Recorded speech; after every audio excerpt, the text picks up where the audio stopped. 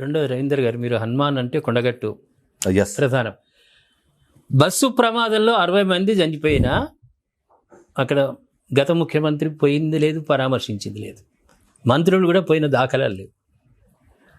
అక్కడ ఏది డెవలప్మెంట్కు ఏది ప్రభుత్వాలు పూనుకోలే.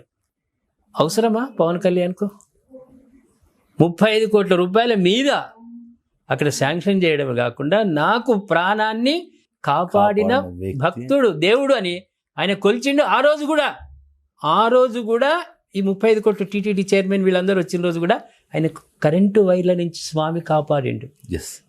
వీళ్లకు లేనిది ఆయనకు అవసరం అంటే వెళ్ళాలి అక్కడ. వీళ్ళు ఏం చేస్తున్నట్టు?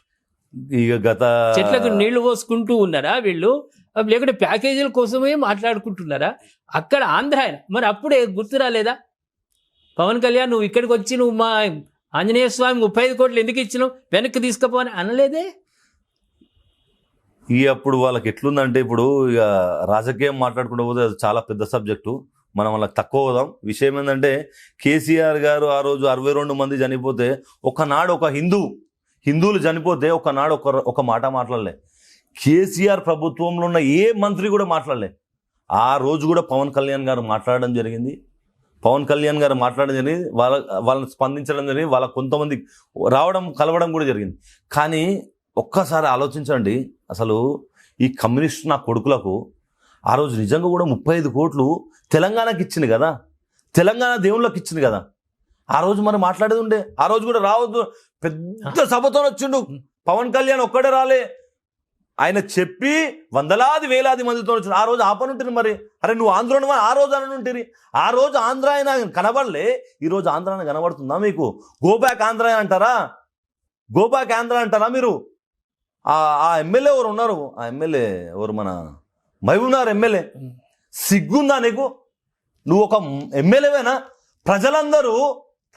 ప్రజలందరూ ఓట్లేసి గెలిపిస్తే నా కొడుక ఏం మాట్లాడాలరా? నువ్వు మాట్లాడే విధానం ఏంది? నువ్వు మాట్లాడే ఆలోచన విధానం ఏంది? నువ్వు అంటావా పవన్ కళ్యాణ్ గో బ్యాక్ అని? నువ్వు అంటావా? నీ కొడుకు ఏడే చదువుతుండు? చూడొకసారి ఆలోచన చేయి. నీ కొడుకు నాకేంది గో బ్యాక్ అంటారు? ఇప్పుడు నేను వెళ్ళిపో అంటే నువ్వు నన్ను వెళ్ళిపో అంటావు కదా. ఆ ఆలోచన ఉండాలి కదా. ఈరోజు తెలంగాణ రాష్ట్రంకి వస్తే పాస్పోర్ట్ తీసుకొని రావాలనా పవన్ కళ్యాణ్? మరి ఏం ఆలోచిస్తారు, ఏం మాట్లాడుతారు? మన ప్రాంతాల మధ్య విభేదాలు చేస్తున్న వారిపైన ప్రభుత్వం, నేను రేవంత్ రెడ్డి గారికి ఖచ్చితంగా చెప్తాను, రేవంత్ రెడ్డి గారు, మీరు మన ప్రాంతాల మధ్య విభేదాలు చేస్తున్న వారిపైన చట్టరీత్యా చర్యలు తీసుకోవాలి. వారిపైన ప్రాంతాల విభేదాలను ప్రోత్సహిస్తారు కాబట్టి మేము హిందూ గురించి మాట్లాడితే మా పైన కేసులు చేస్తావు కదా సార్, వీళ్ళపైన కేసులు చేయి. ప్రాంతాల గురించి మాట్లాడుతున్నారు, ప్రాంతాల పైన విద్వేషాలు రెచ్చగొడుతున్నారు, వీళ్ళపైన కేసులు చేయండి. మీరు చేయండి, ఎందుకంటే చేయాల్సిందే. మీరు చేయరట్లకేది కాబట్టి నేను దాడి చేస్తా అని చెప్పిన. ప్రభుత్వాలే చొరవ తీసుకొని ఈ మాటలు తప్పు అని వారి పైన కేసులు చేస్తే నాలాంటి పనేముంది సార్ దాడులు చేయనీకి? నేను దాడి చేస్తా అని చెప్పినా కదా. రీజన్ ఇదే. మీరు ప్రభుత్వాలు వాళ్ళపైన చర్యలు తీసుకోండి, వాళ్ళపైన కేసులు చేయండి, చట్టరీత్యా చర్యలు తీసుకోండి. ఒక ప్రాంతం వ్యక్తిని నువ్వు రావద్దనడానికి ఏం రైట్ ఉంది? ఏ రాజ్యాంగం ఇచ్చింది నీకు రైట్? ఏ రైట్ ఉంది చెప్పు. ఆ రైట్ ప్రకారం నువ్వు వెళ్ళగొట్టాయన, లేకుంటే ఆయనకు వచ్చే రైట్ ఉంది కాబట్టి ఈ ప్రభుత్వం ఆలోచించి వారిపైన చర్యలు తీసుకోండి, కేసులు చేయండి, జైల్లోకి పంపండి వాళ్ళని. అమాయకుడు నాలాంటి వాడిని జైలుకి పంపుతారు. ఎందుకంటే నేను హిందూ గుత్వం గురించి మాట్లాడితే నేను మాట్లాడేది తప్పే ఉందండి. గతంలో వేములవాడలో నైజాం కాలంలో వాడు ఒక ముస్లిం రాజు, ఒక మత రాజు, వాడు మన హిందువులందరినీ కొట్టడం జరిగింది, చంపడం జరిగింది. వాడు చేసిన పనేంది? మన ధర్మంలో మన గుళ్ళలో పవిత్రంగా కొలుస్తున్న గుళ్ళలో శివరాత్రి రోజు వాడు వచ్చి శివరాత్రికి అభిషేకం చేస్తామంటే అభిషేకం చేస్తుంటే అభిషేకం చేసేదాన్ని పక్కన పెట్టి వాడు డోరు పెట్టి మన శివుడి పైన మూత్ర విసర్జన చేస్తే వాడిని కొట్టి చంపినందుకు వాడిని దర్గా ఇడ పెడితే ఈ దర్గాని తీయాలని అడిగినందుకు నా పైన నాండి మీరు కేసులు చేస్తే నేను చెప్పింది ఏముంది? నేను ధర్మమైన మాట మాట్లాడినా, అధర్మమైన మాట మాట్లాడినాను. నా ధర్మం గురించి నేను మాట్లాడినా, నా ధర్మంలో నా పవిత్రతను తప్పవుతుందని నేను మాట్లాడినా. దీనిపైన అండి మా పైన కేసులు పెట్టాం. ఈ రోజు చేయి కమ్యూనిస్టుల పైన. సీఎం గారు ఖచ్చితంగా చేయండి కమ్యూనిస్టుల పైన కేసు. మీరు కమ్యూనిస్టుల పైన కేసు చేయరు కాబట్టి నాలాంటి వాడు దాడి చేస్తారు ఖచ్చితంగా. ఇది మాత్రం ఖచ్చితంగా జరుగుతుంది. ఈ కమ్యూనిస్టు భావాలు ఉన్నోళ్ళు గత 3 నెలల క్రితం ఎక్కువగా ఆలయాలపైన దాడులు జరిగినాయి. ఎస్, హనుమాన్ గుడి మీద నమాజ్ చేసిండు. అప్పుడు ఎక్కడ పోయినరు వీళ్ళు? వాడు గుడికి పోడా? వాడి కుటుంబం పోదా? ఇప్పుడు ఫర్ ఎగ్జాంపులే రవీంద్రన్న, అన్నాను డిఎంకే ప్రతినిధి స్టాలిన్ కొడుకు ఉదయనిధి స్టాలిన్ ఏం మాట్లాడి మన సనాతన ధర్మాన్ని బొందబెట్టాలి.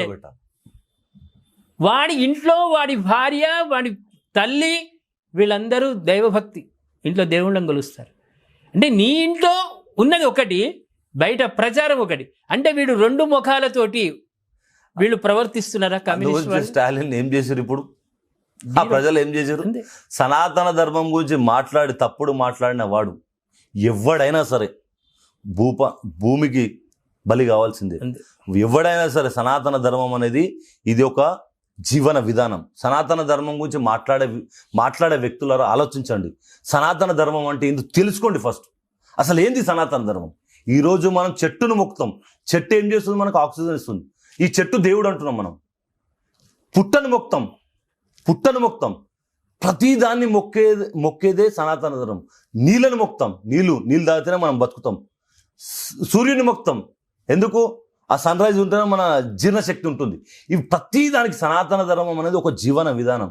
ఇది ఆలోచించండి రా కమ్యూనిస్టు నా కొడుకులారా, మీరు ఆలోచించండి. సనాతన ధర్మాన్ని నువ్వు కాదు, నీ తాతల ముత్తాతల నుంచి ఎంతో మంది సనాతన ధర్మం పైన దాడులు చేసి ఏమి చేయలేక నీ లెక్కల ఒక కెమెరా పెట్టుకొని మాట్లాడుతుర్రా. ఇప్పుడు ఏం బీకలేరు. ఇప్పుడు కాదు, ఇంకా 100 ఏళ్ళున్నా సనాతన ధర్మం. సూర్యుడు ఉన్నన్ని రోజులు, చంద్రుడు ఉన్నన్ని రోజులు, నువ్వున్నా నేనున్నా లేకున్నా ఖచ్చితంగా సనాతన ధర్మం ఉంటుంది. సనాతన ధర్మం పైన ఎవడు వచ్చినా, ఎంతో మంది రాజులు, ఎంతో మంది చక్రవర్తులు మన దేశం పైన దాడులు చేసి మన దేశ సంపదను, దేశంలో ఉన్న చాలా గ్రంథాలను ఎత్తుకోలేరు, కానీ ఏం చేయలేకపోయారు సనాతన ధర్మాన్ని. మీరు కూడా ఏం చేయలేరు. వాడు అట్లా మాట్లాడినోడు ఇలా సీటు పోయింది, రేపు పొద్దులో ఏం లేకుండా పోతారు. అట్లనే మీరందరూ కూడా ఆలోచన చేయండి. మనమందరం భారతీయులం, మనమందరం భారతదేశంలో ఉన్నాం, మనమందరం ఈ భూమిపైనే నడుస్తున్నాం, ఈ గాలినే పీలుస్తున్నాం, ఈ సూర్యరశ్మినే మనం వాడుతున్నాం, ఖచ్చితంగా ఈ నీళ్ళనే మనం తాగుతున్నాం. కాబట్టి మీరందరూ కూడా హిందువులే. మీరు మార్చుకోవాల్సిన విధానం అంటే మీరు మాట్లాడే విధానం మారండి. మీరు చేసే ఈ ఉద్దేశాలను మార్చుకోండి. అసలు ఏం చేస్తున్నాం, మనం ఏం కావాలి, ఏం మాట్లాడాలనే ఆలోచన విధానం మార్చుకొని హిందుత్వం పైనకి ఆలోచన చేయండి. హిందుత్వం ఏ రోజు కూడా, ఏ హిందువు కూడా ఒకటి చంపుతామని కోస్తా అన్నాడు. మీరు చూడండి, భగవద్గీత తీసి చదవండి రా నాయన, పిచ్చి నా కొడుకులారా. మీరు వేరే బుక్కులు చదివారు కదా, ఇవి కూడా చదవండి. ఒక్కసారి భగవద్గీత చూడండి. భగవద్గీత ఏ రోజు కూడా ఒక మనిషిని చంపమని చెప్పదు, ఒక మనిషిని నరకమని చెప్పదు, ఆలోచన చేయమని చెప్తుంది. నీ ఆలోచన విధాన్ని మార్చుకోమని చెప్తుంది. నీ ఆలోచన విధానం ఇట్లుంటే ఇట్లయితుంది, ఇట్లుంటే ఇట్లయితుంది అని చెప్తుంది భగవద్గీత. అది ఆలోచించండి రా నాయన. ఈ కమ్యూనిస్ట్ నా కొడుకులతోని వీళ్ళకు అర్థం కాదు. వీళ్ళు ఏంటంటే వీళ్ళు చదువుకున్న సన్యాసులు, చదువుకున్న పనికిరాని వెధవలు వీరు. ఈ సోకాల్డ్ కొంతమంది వీరికి ఖచ్చితంగా పూజ చేయాల్సింది. ఏ పూజ? భర్త పూజ చేయాల్సిన టైం వచ్చింది. భర్త పూజ చేయాల్సిన టైం వచ్చింది. ఎందుకంటే అస్త్రశస్త్రాలు దేవుళ్ళందరూ ఎందుకు పెట్టుకున్నారంటే ఇటువంటి పనికిరాని వాళ్ళు వచ్చినప్పుడు అస్త్రశస్త్ర విద్యలు కూడా చేయమని చెప్పారు. అలాంటివి మేము నేర్చుకోవాల్సి వస్తుందేమో అని భయం అవుతుంది మాకు. ఎందుకంటే ఈ రోజు ఉన్న రాజ్యాంగంలో ఈ చట్టాన్ని వీటన్నిటిని గౌరవించి పనిచేయాలని మేము అనుకుంటున్నాం. వాళ్ళు అట్లా అనుకుంటలేరు. అనేస్తే అయిపోతుంది, దేవుని తిడితే అయిపోతుంది, దేవుని తిడితే ఫేమస్ అయిపోతా, సనాతన ధర్మాన్ని అంటే నేను ఫేమస్ అయిపోతా, లేకుంటే ఇట్లా లేకుంటే అట్లా అంటే ఖచ్చితంగా మేము కూడా దాడులు చేయాల్సి ఉంటుంది.